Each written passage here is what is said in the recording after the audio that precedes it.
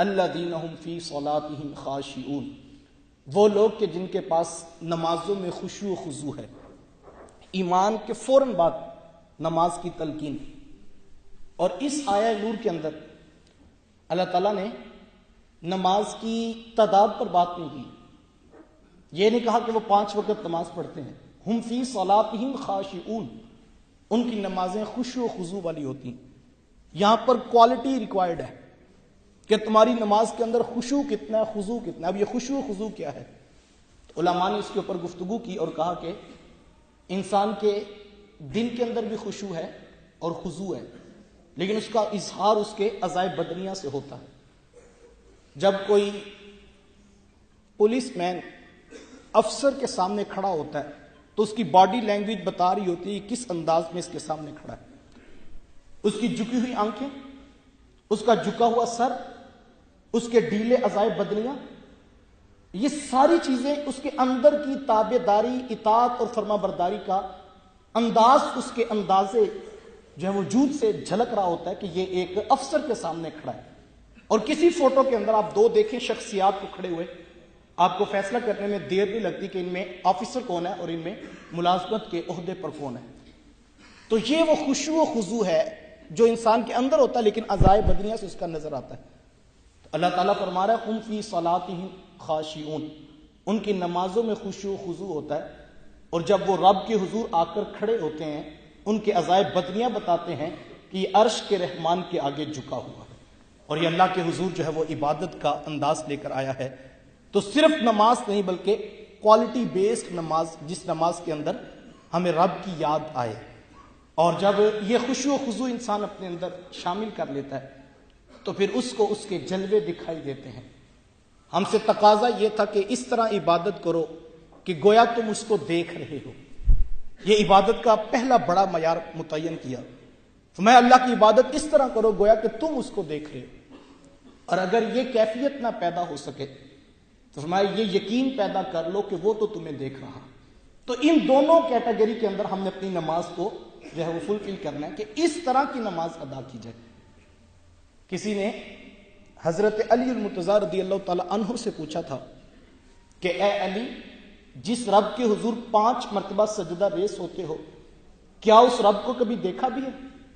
تو مولا کائنات فرمانے لگے کہ کبھی کی کیا بات کرتے ہو، علی تو اتنی دیر تک سر سجدے سے نہیں اٹھاتا جب تک اس کا جلوہ دیکھ نہیں لیتا ہے۔ کہا علی نے وہ سجدہ کیا ہی نہیں جس میں اس کو دیکھا نہ ہو۔ تو یہ وہ خشوع و خضوع کب پیدا ہوتا ہے؟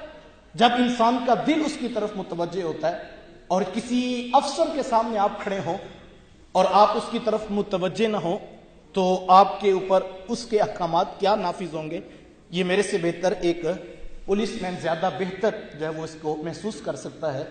تو جو اعضاء بدنیہ ہیں وہ بتاتے ہیں کہ انسان کے اندر خشوع و خضوع کتنا ہے۔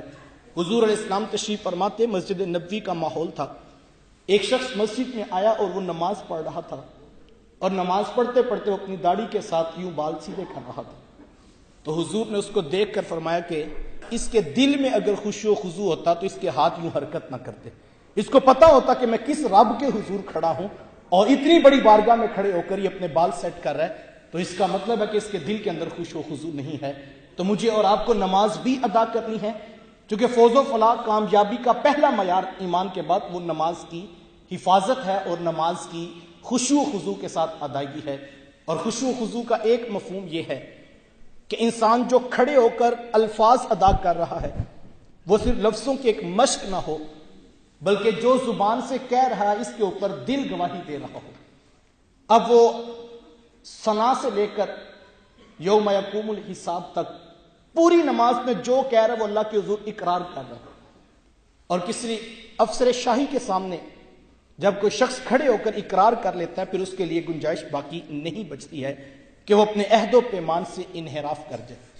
اب ایک لمحے کے لیے میں اور آپ اپنی نماز کے اوپر غور کریں کہ ہر رات عشاء کی نماز میں ہم اللہ کے حضور کھڑے ہو کر یہ عہد کرتے ہیں وَنَخْلَوْ وَنَتْرُكُ مَن يَفْجُرُكَ کہ مالک جو تیرے حکموں کو توڑے گا ہم اس سے علیحدہ ہوں گے، وَنَتْرُكُ اور ہم اس کو ترک کر دیں گے، اس کے ساتھ ہمارا کوئی تعلق نہیں ہوگا جو تیرے حکموں کو توڑتا ہے، جو تیری نافرمانی کرتا ہے۔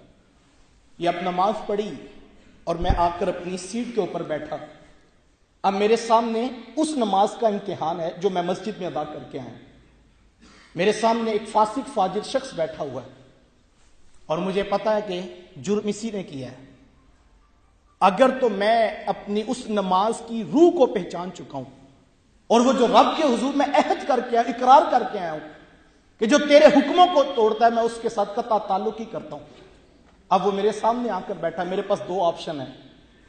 ایک تو اس کے سے کچھ لے دے کر اس کو دوبارہ اسی گناہ کی طرف جو ہے میں دھکیل دوں, یا پھر دوسرا یہ ہے کہ میں اپنی نماز کی کیے ہوئے اس عہد کو یاد رکھوں کہ ابھی تو عرش کے رحمان کے سامنے وعدہ کر کے آیا تھا کہ جو تیرے حکموں کو توڑتا ہے اس کے ساتھ میرا کوئی تعلق نہیں ہوگا. تو یہ نماز اس کو فیصلے کی طرف لائے گی کہ اس کی نماز صرف, یا وہ جو نماز پڑھی اس نے روح میں بھی اتاری ہے, پھر دنیا کے سارے منصب ایک طرف پلڑے میں کھڑے ہو جائیں, یہ کبھی بھی اس مجرم اور اس فاسق فاجر کی حمایت میں نہیں کھڑا ہوگا. بڑے سے بڑا فون بھی اس کو کسی آفیسر کا آ جائے تو یہ کہے گا تیری حیثیت کیا ہے, میں اس رب کے حضور عہد کر کے آیا ہوں. تو ہمیں اس نماز کو اگر اچھی طرح سیکھ لیا جائے تو اس نماز کے اندر ہی ساری جب انسان کی ایک مومن کی تربیت کا جہاں آباد رکھا گیا ہے.